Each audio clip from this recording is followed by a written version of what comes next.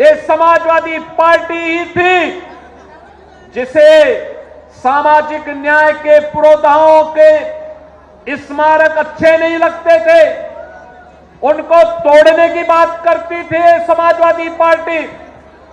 ये वही समाजवादी पार्टी है जिस समाजवादी पार्टी ने सत्ता में आते ही सामाजिक न्याय से जुड़े हुए, दलित उत्थान के साथ जुड़े हुए, महापुरुषों के नाम पर बने हुए स्मारकों को समाप्त करने की घोषणा कर दी थी।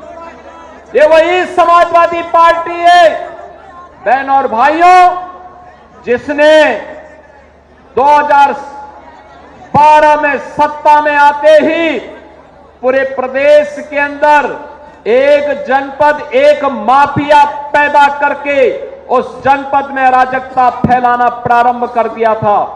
ये वही समाजवादी पार्टी है जो समाजवादी पार्टी नौजवानों के रोजगार पर डकैती डालती थी, बेटी की सुरक्षा पर सेंध लगाने का काम करती थी।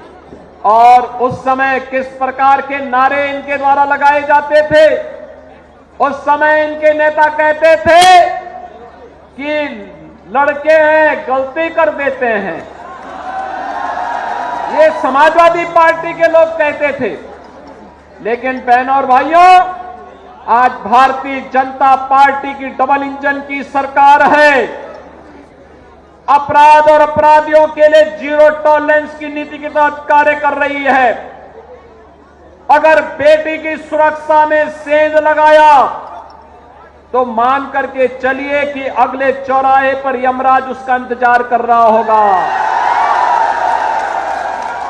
अगर किसी गरीब की जमीन पर कब्जा करने का दुस्साहस किया तो ये मान करके चलिए कि अगले चौराहे पर कोई दूसरा ही यमराज का दूत उसका इंतजार भी कर रहा होगा।